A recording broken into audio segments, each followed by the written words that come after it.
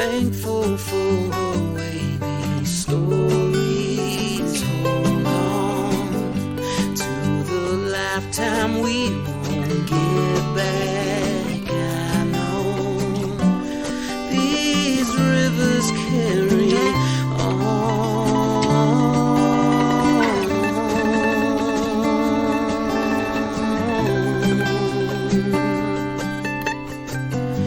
People tend to stick to you after time. Places tend to do the same as we do. This river carries on and on. Hello and welcome to Kankakee Podcast, where we talk about the people and places of Kankakee County. I'm Jake LaMore, and this is our monthly episode where we team up with the Kankakee County Museum, and we put out a fun episode on something that deals with the county's history, which is something we're all fascinated at here at Kankakee Podcast. And once again, joined by Jack Klasey from the Kankakee County Museum. Welcome, Jack. How are you? Very good, and it's always a pleasure to be here and work on the Kankakee Podcast and pass on what I hope are some interesting tidbits of history for your listeners. And you always have interesting tidbits, always. I mean, from your articles in the Daily Journal or just casual conversation, it's like you just let it rain with your historical knowledge. And today's topic, actually, before we get to today's topic, I do want to make sure we touch on some upcoming museum events, too, because I want to make sure we're letting people know about some things that are happening at the museum. The big thing coming up is the 32nd Annual Rhubarb Festival. That's going to be May 22nd, which is a Sunday. It's from 10 to 4. I know something new this year is there's going to be an old car display, which was something maybe that was done in previous years. I don't know, but it's new this year at least. Yeah, not that we know of. I think that this is going to be a first for us at the end. We'll devote one section of our area on 8th Avenue for the automotive display. And how fitting is that for the museum, to see old antique cars at the Kankakee County Museum. So it's always a great time. And Kankakee Podcast will have a booth there as well. Please stop by and say hello. But yeah, we look forward to having you there. Thank you, Jack. Thank you. And plenty of, live entertainment, music, food, lots of vendors. It's always a fun time. So... one of the things that is a little new this year as well, of course, obviously, the rhubarb pies and jams and so forth are tied very closely to the subject since it's called the Rhubarb Small Fest. Park was once a good part of where rhubarb fields. But the new event is going to be a pie-eating contest. Oh, that's right. I forgot that's new, too. Yes. That'll be a lot of fun. That should be interesting and messy. Yeah, I was going to say that would be very messy. I kind of want to enter that one. Especially if it's strawberry rhubarb pie. I don't know if that's going to be a thing you can eat, but because I like strawberry rhubarb pie versus just regular rhubarb. Yeah, it's very popular. We offer strawberry rhubarb pies and jams as well. That's what I thought. And that it's very popular. We sell out of pies very quickly. If somebody wants either a slice of pie or to buy a whole pie, it's a good idea to try to get in there early for that because they tend to be very popular. Yes, absolutely. So you can get more information on the Rhubarb Festival or anything the museum related, KankakeeCountyMuseum.com. There's also Facebook and Instagram you can find at Kankakee County Museum.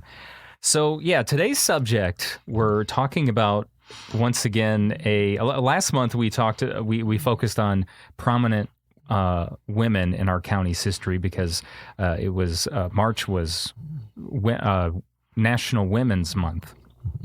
And yet again, this month we are focusing on a prominent woman in our county, but kind of known for some other things, not necessarily, I guess controversial things, you might say, right? And Jack, I'm really glad you picked her because I feel like she's a hot topic in the area, and the place that she ran and the place that she comes from is also a hot topic in our county's history as well. So that is, I'll let you say it. Okay. Our topic this month is Nell Clark, who was described in various ways. One of the kinder ones would be as a shady lady. That's a kind way to put it. Yeah. She was also something of an entrepreneur, of course. She had quite a lively business for, probably close to 50 years or so, in and around Kankakee. Nell was, of course, the premier madam of the area. Her brothel or house of prostitution, whatever you want to call it, was very well known in the city. So many different names for that business, isn't there? Yes, during the Victorian period, or the late 1890s and up through a good part of the 1900s, the popular term for some reason in newspaper stories was resort. They called it a resort? Yeah. Sometimes they would say brothel, sometimes they would say disorderly house, but most commonly was Nell Clark's Resort on West Avenue. I've never heard it referred to as a resort. Yeah. That's great.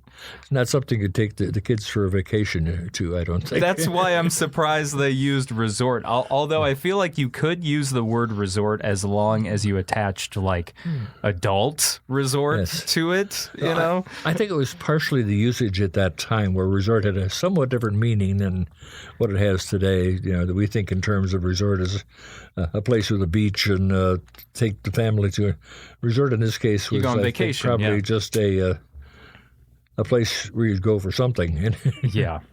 But,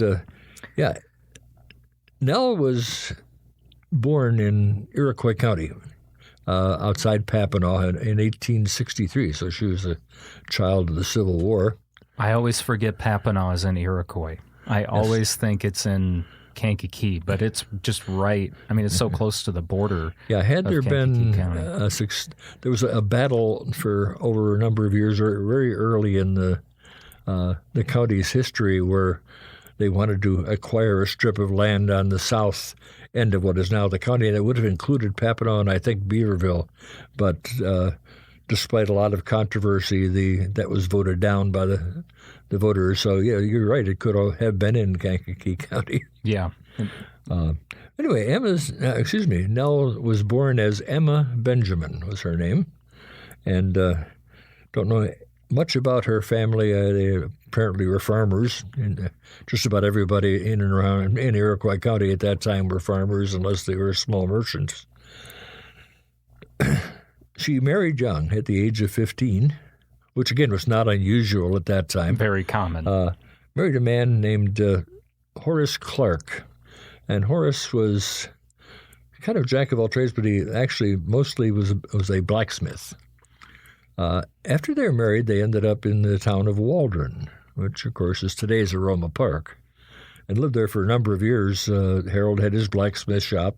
We don't know exactly where because city directories didn't have covered that area at that time, so we don't know the address. And Waldron was the first name of Aroma Park, right? Originally it was Aroma, and then when the railroad came through from the southeast from St. Anne, the entrepreneurs there did subdivisions, land along both sides of the railroad, which was just a little north of downtown Aroma Park, and they named it Waldron. Okay. And so, and it got to be kind of a... So it went back and forth then. It went back and forth. It went back to being Aroma sometime, I think, well after the turn of the century. But in popular usage, the area was often referred to as Waldron for many, many years. Yes. even though it was actually Waldron and or. Yeah, and I mean, now you still kind of hear it because you got Waldron Road. Oh, yes. That's one of the main roads that goes through the area. Correct. So you'll hear a lot of people say, over by Waldron or Waldron Road, or they won't even say Aroma Park. They'll just say Waldron Road. Exactly. Anyway, she lived there for a number of years.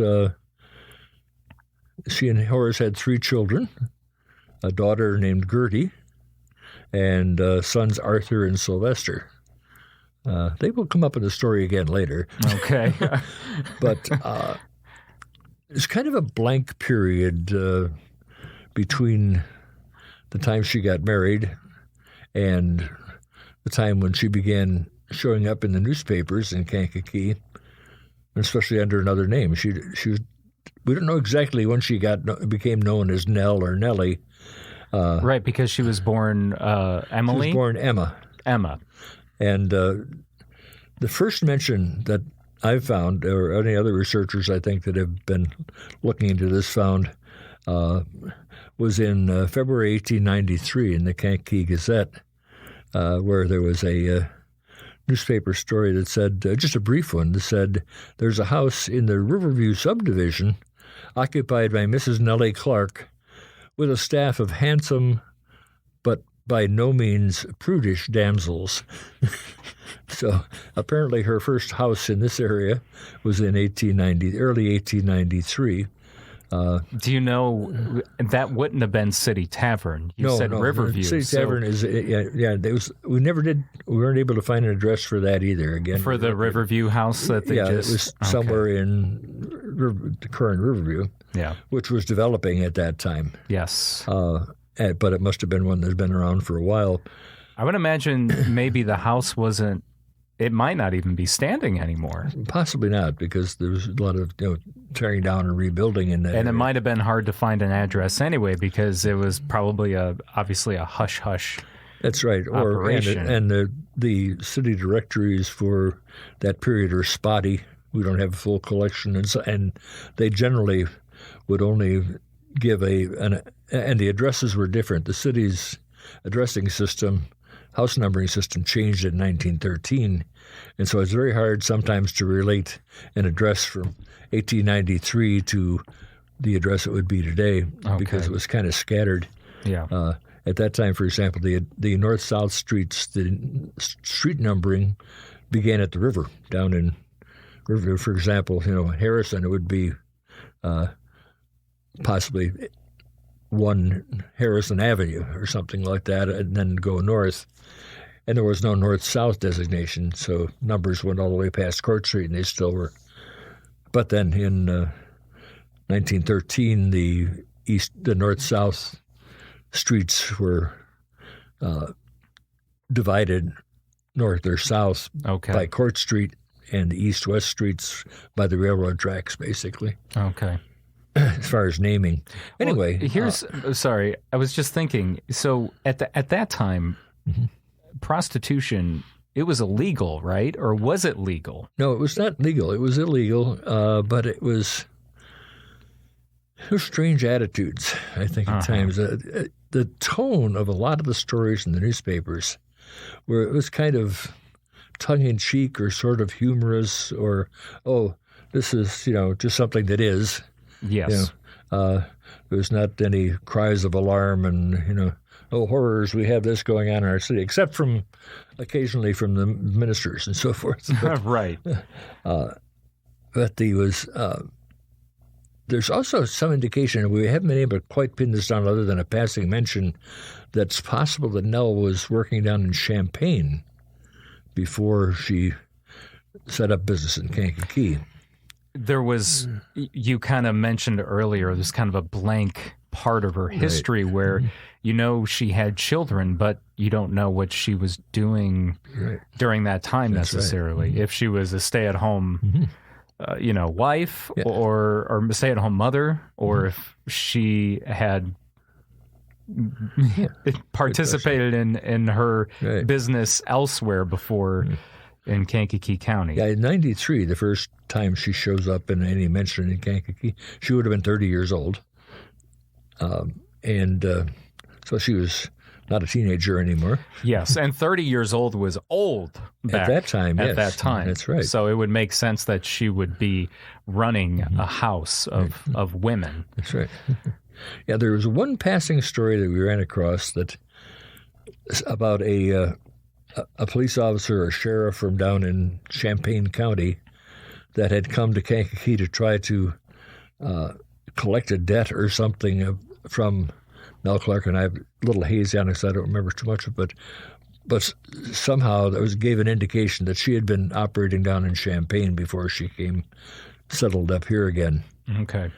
So 1893 is the first time she was mentioned in the Kankakee Gazette. Right. And as Nell or Nellie Clark. Correct. Yeah, and the names Nell and Nellie seem to be interchangeable because some accounts count her as Nell, some count her as Nellie. Yeah. Her mausoleum down in Iroquois County, she was buried in a Prairie Dell Cemetery near Papineau.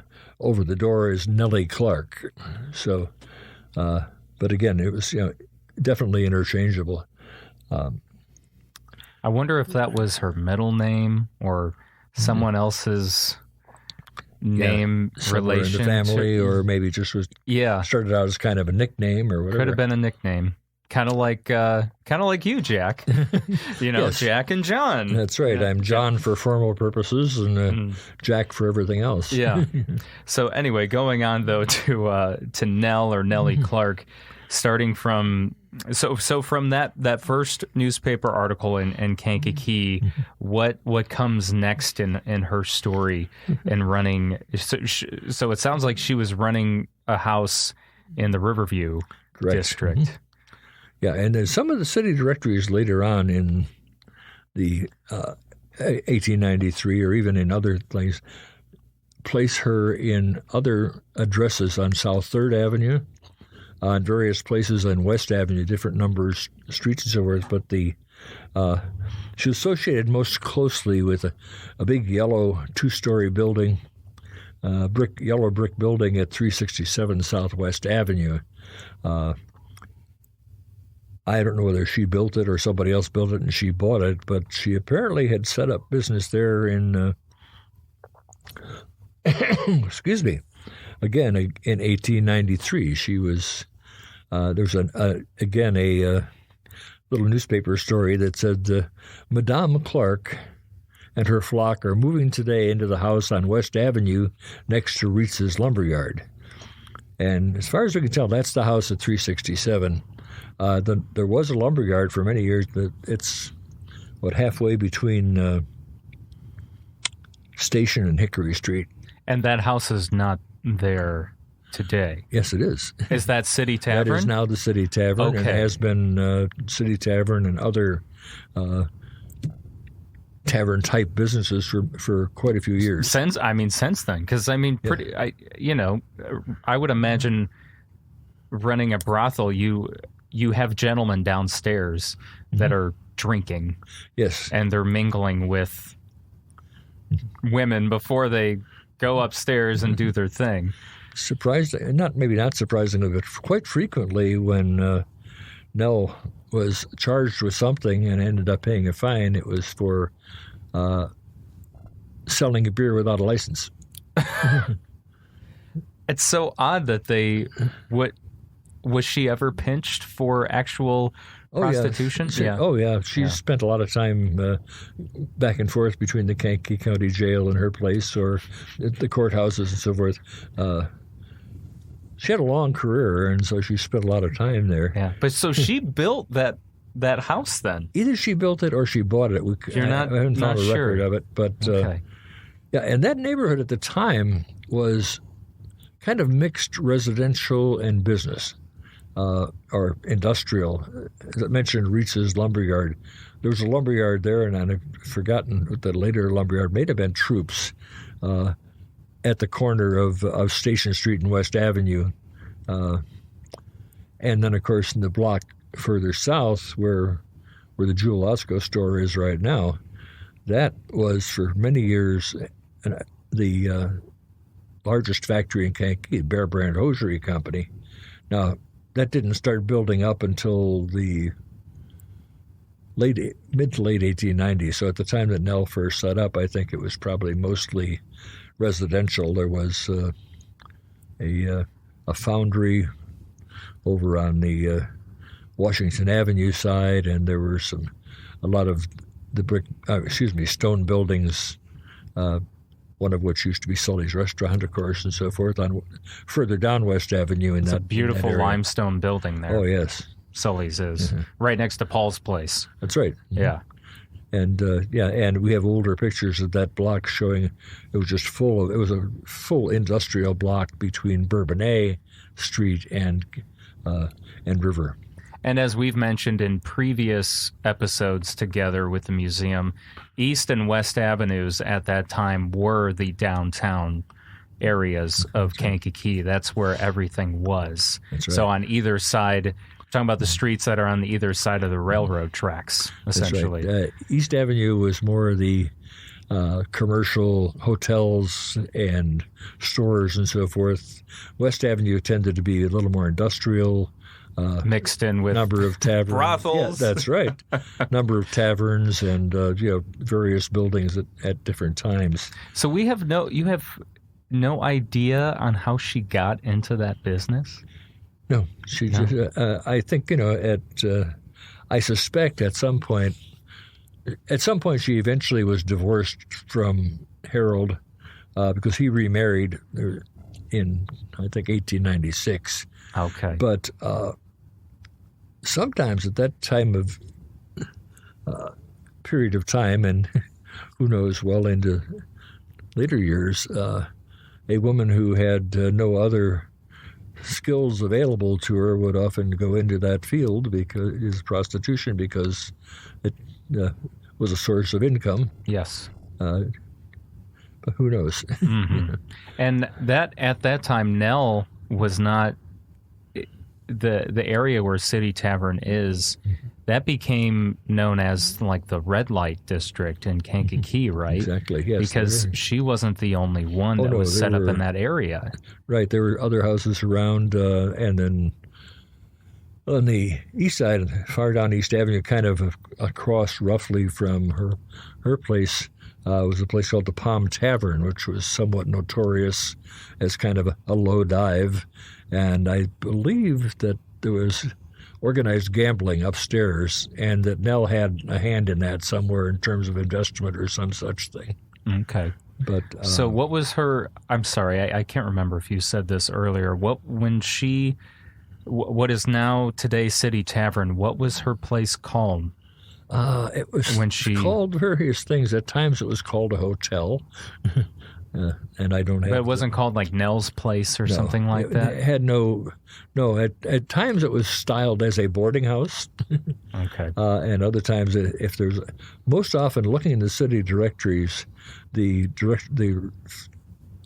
for 367 Southwest Avenue, it just showed the occupant as Mrs. Nellie Clark, or sometimes a widow of Harold. She started calling herself a widow long before he died somehow, I guess. She had mentally killed him off, I guess. Yeah, I guess so. And maybe she thought that would help her income out, too. Oh, yeah. I would imagine. And widow sounds better than divorced. Exactly, especially at that period of time. Yes. So she gets the 367 building, and then what happens? Obviously, she gets her business going there. Right, and she has frequent visits from the police officers and so forth. An example, I was talking about the kind of humorous or tongue-in-cheek way of, look at this. This is a story from the Kankakee Democrat of August 1893. And it was the details of how the place was raided at one time. And I'll go ahead and quote it, I think, here. Quote, a warrant was issued and Chief Boulay gathered his men for a great roundup, the newspaper reported. This was on August 11th of 1893. The solemn hour of midnight had passed when from behind some boxcars came forms of stalwart men with helmets on their heads and brass buttons upon their manly bosoms. They surrounded the family. Excuse me. They surrounded the lonely house in which love and fair Nellie reigns. I'm sorry, where fair Nellie reigns supreme. Then work commenced in earnest. From all the rooms, men and fair damsels were brought in all stages of dress and undress. There was much consternation and wailing and gnashing of teeth. Mrs. Clark was the only one who remained cool-headed. Yeah, because it very different tone from most newspaper stories of today. Yeah, that's funny. And as you said, it's very tongue-in-cheek. They're kind of making, light of it or making fun of it. Oh, yes. And having a great time with it. And I would imagine she's probably cool because that's probably, however many, at that point, she probably had been through that who knows how many times. Oh, yes. Especially if she was running some type of house in Champaign. Mm-hmm. Yeah, and she had been in business here already and would be for quite a long time. Yeah. And usually a follow-up on something like this would talk about Nell and her girls appearing in magistrate's court or something, and they would be fined $10 or whatever. And they would go about and their day. And Nell would reach into her purse or her pocket and pull out her thick roll, literally, and count off the amount of money to cover all of the fines. It's even said. This is talking about regular raise. I mean, these went on fairly frequently. Every once in a while, the more established and upright representatives of town would raise questions, start hollering, "We can't allow this sort of thing to go on," and so the police would make another raid or two. And there were probably, at any time between the 1890s and the 1940s, there were probably anywhere up to a dozen houses operating at somewhere in and around Kankakee, coming and going. They would go out of business and somebody else would turn up and that sort of thing. In 1934, a big item of news in the city was that they were going to rebuild and repave 6 blocks of downtown streets. I think that may have been when they went from stone blocks or brick to a paved type street. But the standing joke around town was that particular improvement had been totally financed by Nell's fines. I love that. Yes. I mean, it very well could be.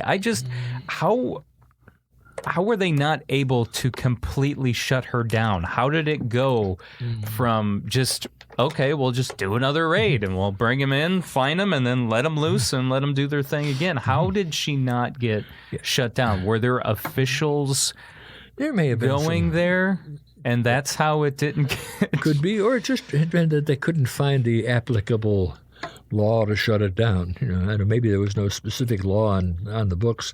There ended up eventually, at some point, a case that went all the way to the Supreme Court of Illinois that finally allowed the cities or units of government to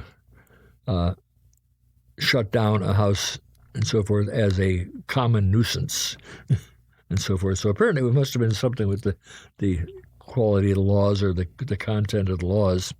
I know there were at least 6 state's attorneys through the years that tried to shut her down, and the only one that was somewhat successful was Wayne Dyer, who was the state's attorney in the late 30s and early 40s, and he pretty much was somewhat successful. And she was still alive at that time? Oh, yeah. She would have She died in 1942. My gosh, she would have been 79 years old. Yeah. Yeah. So anyway, she during her heyday, though, in the early years of this century, late the 1900s and early this century, she and the girls would be seen quite frequently. She believed in advertising. So she would go out with her. Oh, yeah. Where would they go? They would go take a walk downtown and walk through the town, or they'd ride. And she had apparently a really high-quality matched set of horses for her buggy and a fancy buggy. And they would go out for rides in the afternoon and that sort of thing, or take a stroll down East Avenue and did a lot of shopping as well because You got to look good. that's right. You got to look good, and they did. One story that I ran across, and I've heard this from other stores too. A lady who ended up fairly prominent. She was curator of the Historical Society at one time, and was well known in town. But when she was a young girl, when she was a teenager, just out of high school, she was working at one of the downtown women's clothing stores or something, and this rather colorfully dressed lady and a bunch of young women who also were pretty colorfully dressed came in, and she waited on. They bought gloves or some such thing, and after they left, she said to somebody who running the store, said, "Oh, it was really an interesting experience. That very nice lady and her daughters were good customers." And the other person laughed and said, "They were no daughters." Because she was young, she didn't know any better. She didn't know, yeah. I thought maybe you were going to tell me that Nell was trying to recruit her or something like that. No, it's just a case of being a teenager who didn't really know what was going on. Right, had or not sheltered existence. Had not met Nell or this knew. would have been in probably the 1920s or so. So, and, very interesting that happens. Actually, in later years, after motorized transport became, she always had a very nice, fancy car, a big Buick of some sort, and so she and the girls would go out for a ride in that too. But when she was still operating a horse, or horses, one of the businessmen on East Avenue got in trouble with his wife. His name was Charles Bignani, and he was a very upright, very solid citizen of Kankakee. He's a harness maker, and had his harness making shop on East Avenue. In fact, I think he even at some point was on the school board or something. But anyway, he was very well known and very well thought of. She commissioned him to do a fancy set of harness, white leather and all this sort of thing, which he did. But he was in hot water from his wife for dealing with that terrible woman. So, I would imagine so. But hey, honey, we gotta pay for our house and our kids. Oh my! I can't turn down a job like that. That's right. Well, we were talking about clothing and so forth, and fancy clothing for the girls and so forth. That sometimes was a point of contention and showed a different side of Nell. Do we by chance have any of the clothes at the museum? Not that we know of. Although, who knows what's tucked away What's sometimes. in that back room, yeah. That's right. But in 1908, for example, and this is something that happened from time to time, Nell would actually go to the police and complain about somebody who had, usually one of her girls, who had done something that she thought was unlawful, and she wanted the police to deal with it. So, for example, in December 1908, two girls listed as inmates of the Clark Resort left town aboard an interurban trolley headed for Chicago. Their absence was discovered by the mistress, and the police notified that the two girls had escaped after stealing clothing belonging to the brothel keeper. The Democrat noted that when they left the Clark house, they were wearing Madame Nell's Clark clothing. Every article of apparel they were clad in had been purchased by Clark money. Well, the police put out a bulletin to capture them, and when they got off the interurban trolley up in Chicago Heights, the police were waiting for them and brought them back. So just from hearing that story, it makes me wonder how she treated her women. Frequently, fairly roughly. There were occasions where there were reports of her getting into an argument with one of the girls and decking him. She was tough, Anyways, these two girls that had come back, Nell complained that Yeah, to think that they should run away after all that I have done for them. Yeah. But she dropped charges against them when they said they agreed to return back to work at the West Avenue establishment. Of course, but the fact that the police were engaged in that and they knew exactly what Nell was doing is just mind-blowing. It was a very different era. Very, very different. Yeah. How is there documentation of how she, recruited her workers? No, but I think it was fairly common at the time that, somebody would come to town and actually in most cases they probably sought her out. Okay. Or others had, maybe been operating independently and decided they would be better off with a regular organization of some sort. Is there any, now while she's running what is today where City Tavern is at, did she eventually have multiple houses in Kankakee?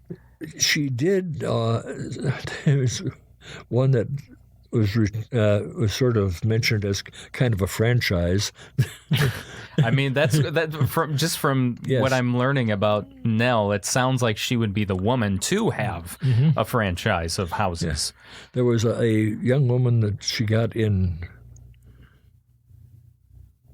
a fight with over something other, and the woman's name was Polly something or other. And I think it was, let's see, Polly had her own house somewhere, but apparently not a lot of girls working for her.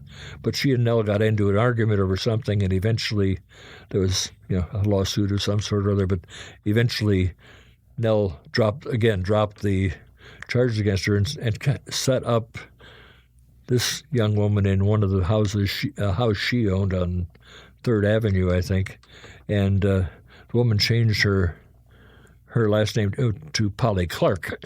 Oh. So apparently this was a sort of semi-franchised operation. Okay. Actually, Nell owned quite a bit of property. Even at the time she died, she had at least 3 pieces of property, including the house on West Avenue, which was valued at $10,000 at that time, which was pretty solid money in the 1940s.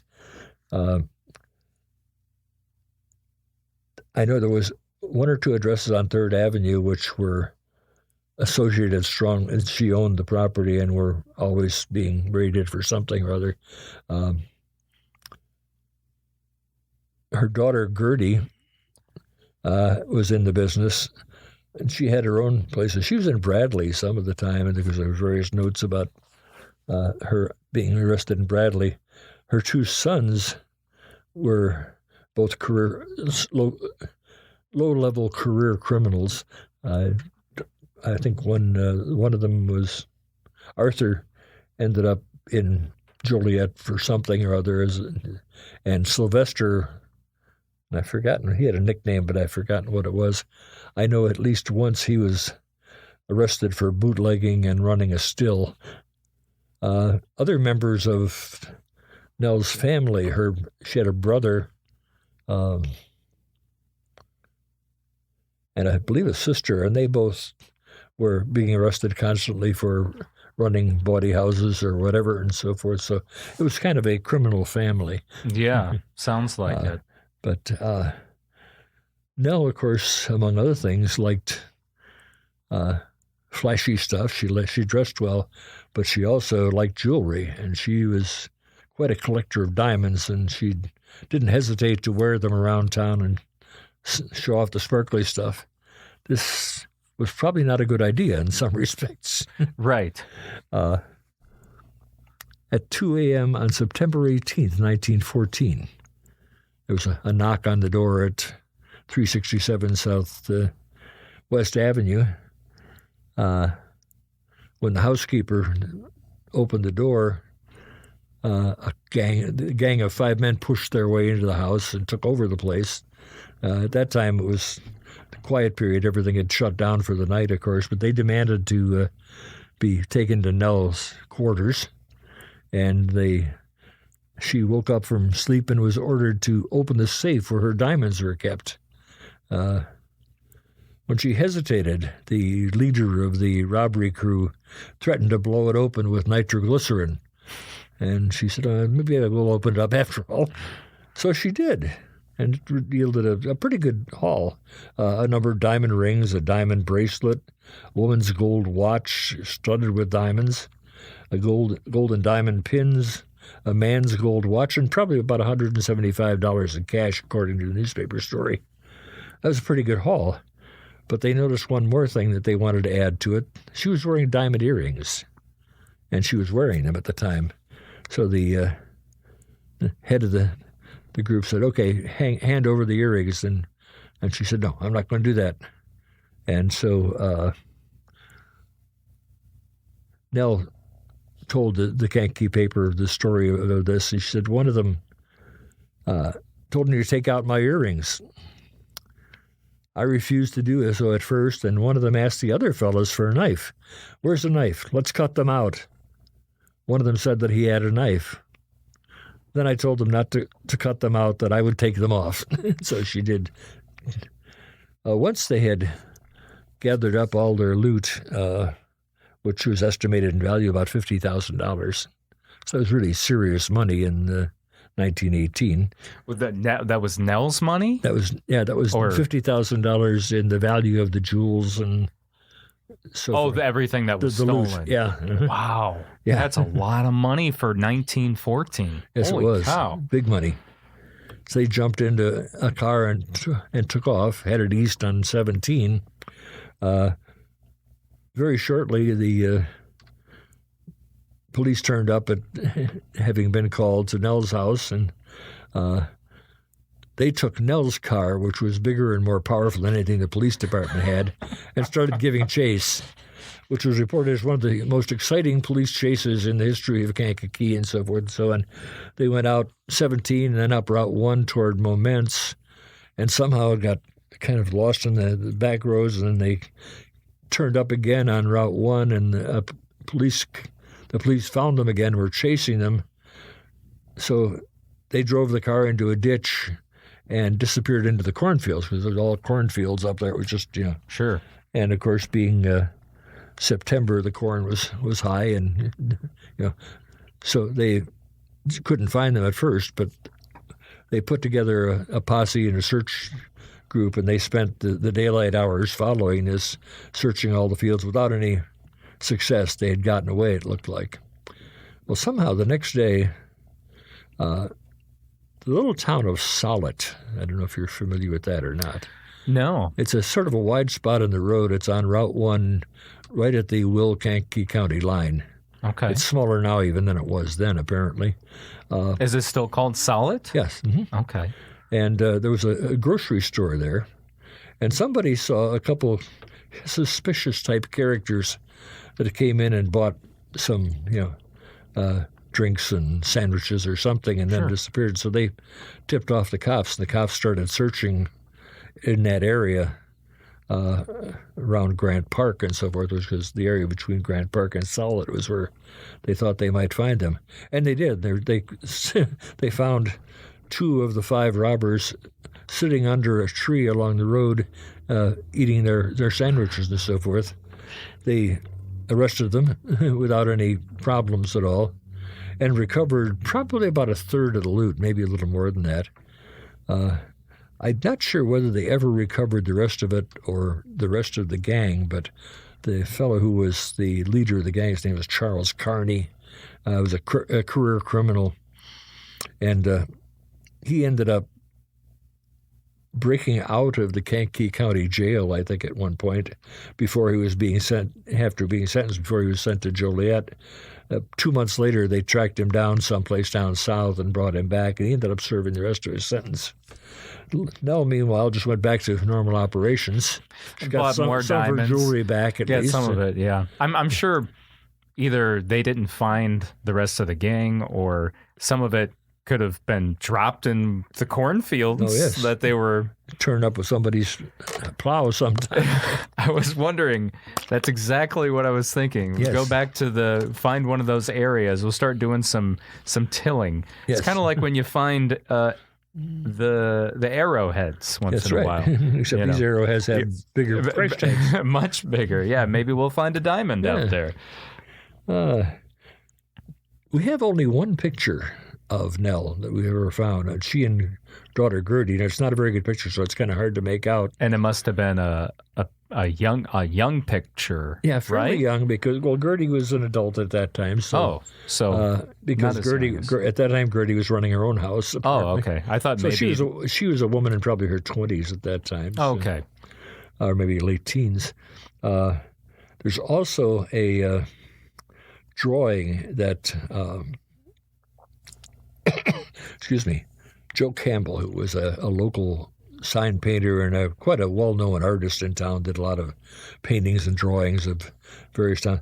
He knew Nell when his younger days was sort of the end of her era, and when the Journal had, I think, I don't say I mentioned this before. The Journal had a series of 6 stories on Nell Clark in 1976, tracing her whole career.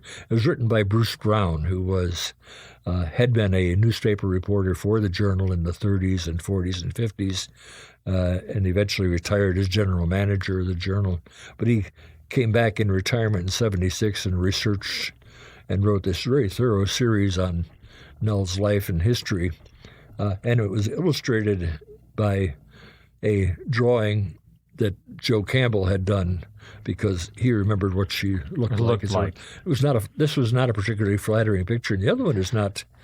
It's hard to tell in the photograph what she really looked like because it was somewhat her older days. Yeah. But various descriptions of Nell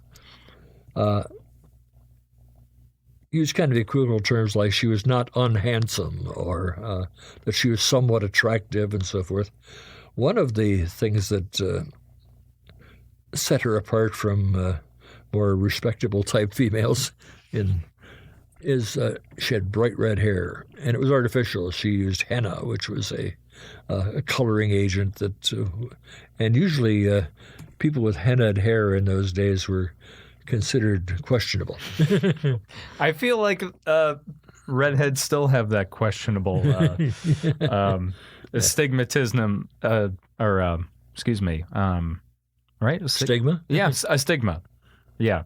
I think that stigma is still attached to redheads. I don't think it's true. Yeah, you may have a lot of redheads sending you nasty messages. Well, I actually, my son's mother is a redhead.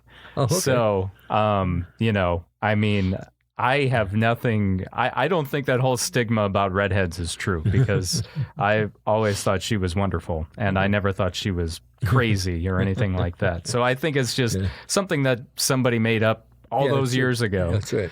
About redheads and Nell's red hair was a very aggressively red color. I mean, not quite as crazy as some of the artificially red hair and blue hair and green hair that you see. That you see today, young people today, but it certainly set her apart.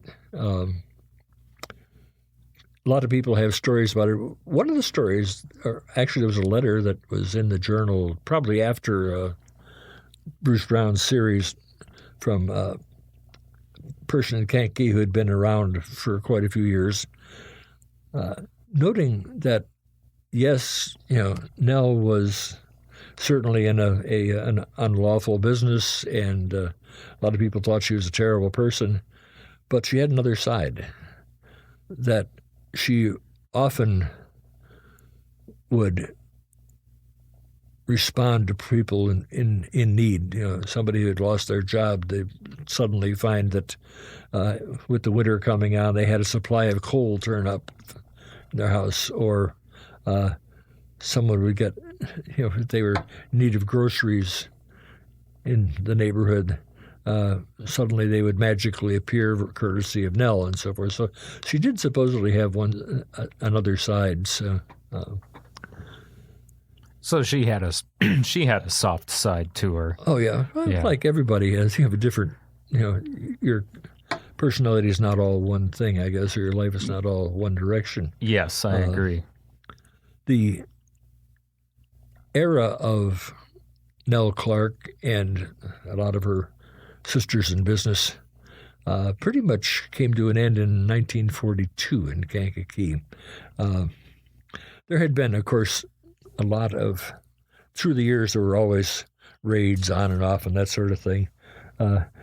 Bruce Brown noted in his series that that there were a couple of periods of time when there was a sort of a plea bargain kind of thing, I guess. The prosecutors at the time would come to an agreement with Nell that she would pay whatever fine would last, and then leave town for 5 years. This happened at least twice, where there were 5-year periods when she out of town. And I think during one of those, during the first one, her building at 367 Southwest Avenue became county property. They had seized it. Wow. And after she came back, she bought it back or something? Well, no, she went back to she had a house on Third Avenue, and she was operating that. But she also tried to break into the 367 house, which I don't know whether it's tenanted at that time or empty, and tried to steal back some of her furniture and that sort of thing. And so she ended up with another plea deal and another 5-year vacation out of town sort of thing. But by about 1931, she was back in business on a very low-key place. She was back at 367 Southwest Avenue. And Bruce Brown noted in his series that in the last decade or so of her career, the long-standing war between Nell Clark and the nice people of Kankakee settled down to a periodical, almost routine raids and police court fines. But in 1942, we were just into World War II, of course. And in 1939, there had been an act of Congress called the May Act, which was enacted, and it kind of dealt with national security in a way.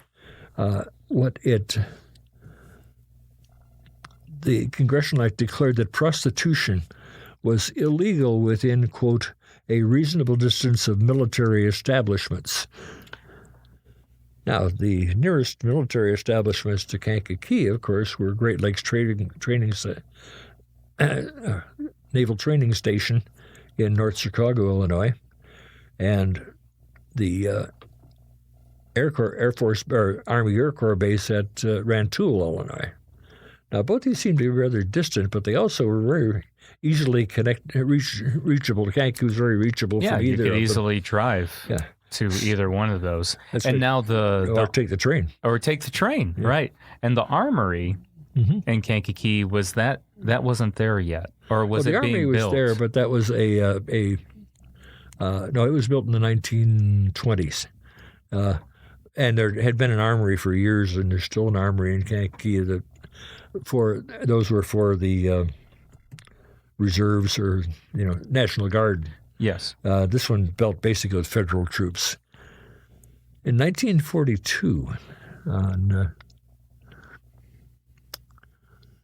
February 9th and 10th, 1942, 8 houses in Kankakee were raided by the police and shut down. Kankakee basically was put off limits to military personnel for those periods and stayed that way for most of the war. You had to, if a person in the military wanted to visit Kankakee for some reason or other, they'd had to get a permit, and it had to be a permit for like an invitation of somebody who said, "Oh, we're going to have service people in for dinner," sort of thing over the weekend type of thing. Wow. So, anyway, 2 months later, on April 28th, 1942, Nell Clark went out of business permanently.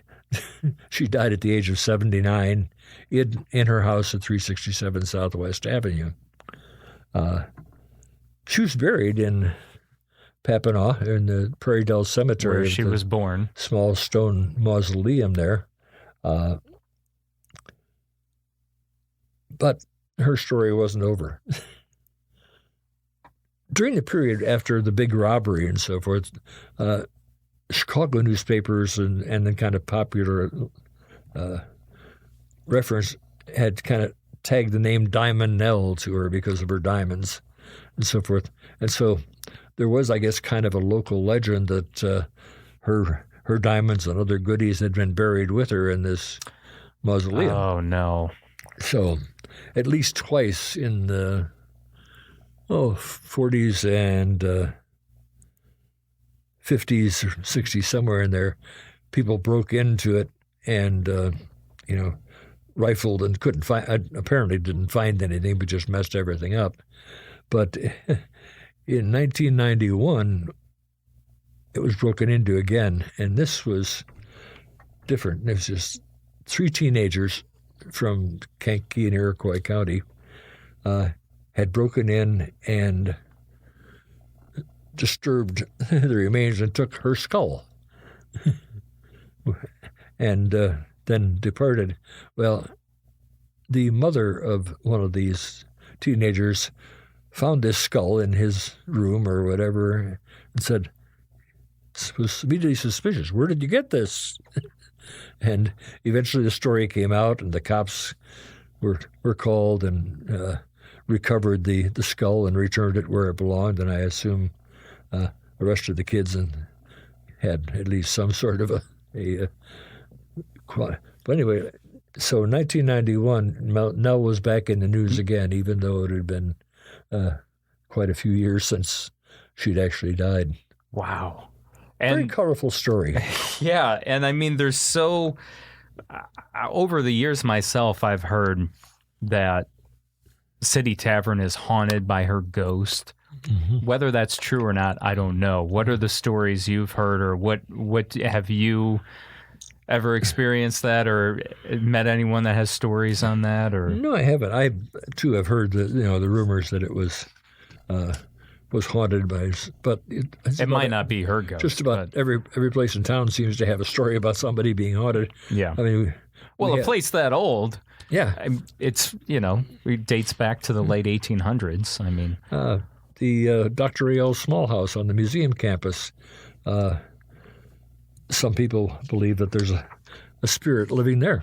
Yeah, I remember that one of our volunteers who was working when we opened up the second floor of the house and refurbished to show when it's during the small families growing up period, what it was like.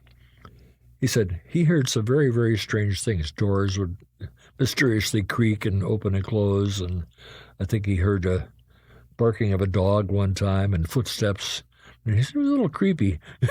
Yeah, and that's kind of the similar stories I've heard about, like the upstairs of City Tavern. Oh, I imagine so. Yes, that was where all the girls were. Exactly. Yeah, I know we had one of the paranormal ghost hunter groups who came in and did some research at the house, and I don't know if they ever actually did anything solid. I think they supposedly had said, yes, you probably have a ghost. I know I talked to Veronica about that before, and she said that there was something there. I couldn't remember exactly what she told me, but it sounded like, they recovered some type of... Yeah, they found something visual on one of their recordings or whatever. Yeah. I don't remember the details either, but I know that they spent a whole night there. And I know there's been paranormal groups that have been to City Tavern, too. Oh, I'm sure they have. And I mean, with all the different... I mean, think about it. All the years that Nell ran that house, think about all the different people that came in and out of there. Oh, yes. Would not be shocking to find that there's paranormal activity in that house, considering everything that's happened there. And I know when we did the episode about the Roaring 20s here on Kankakee Podcast, that would have been with Jory Walters. Yes. Your coworker from the museum. She's the research coordinator. She talked about there being apparently accounts of either Al Capone or Al Capone's men visiting City Tavern and things like that. Might well have. Yeah. because there's a lot of points of contact with the Capone gang around this area during that period. But kind of fun. Nell, we do, of course, every other year the cemetery walk, and we, of course, the actors from Kankakee Valley Theater portray different people at their grave sites and so forth. We added Nell to the collection one year because even though she was buried in Papineau, her focus was here, and the script for the actress had her walking out from behind a stone mausoleum there in Mound Grove Cemetery and introducing herself and noting that while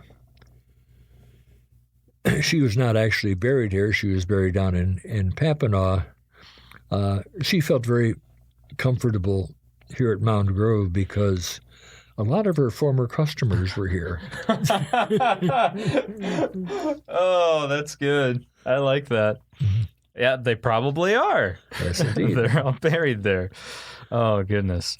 Well, that was it was great to learn more about Nell Clark and her crazy story. I'm sure as this episode comes out, I would imagine some people are going to get in contact with me and say, "Oh, well, I've heard this, or there's this story too."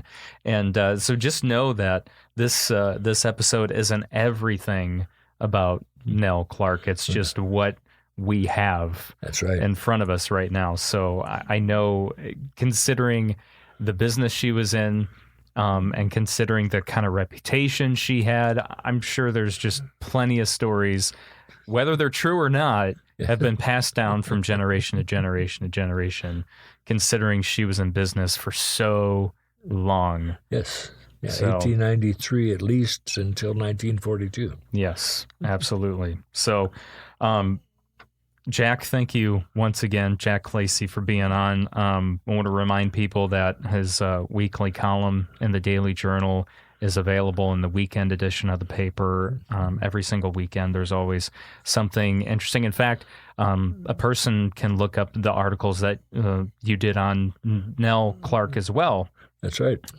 Those are actually pretty recent, so they can find those archived and then just look forward to future articles as well. So, Jack, anything else to plug on your end? I think that's probably pretty much. Oh, one kind of interesting side item. We ran across information about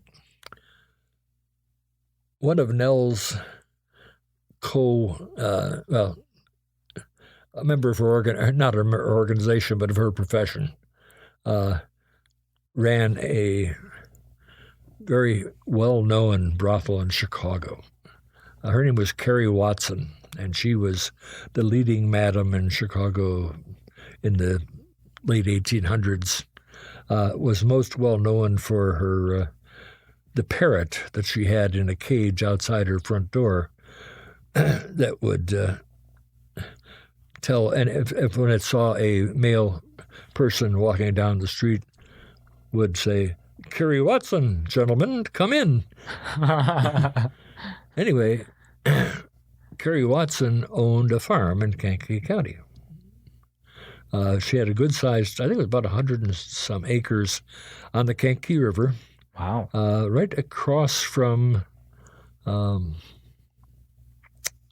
just north of Aroma Park. I'm trying to think of the name of the subdivision. The first subdivision north out of Aroma Park on Waldron Road and Okay. Two-Lane Boulevard in that area. Okay. Directly across the river.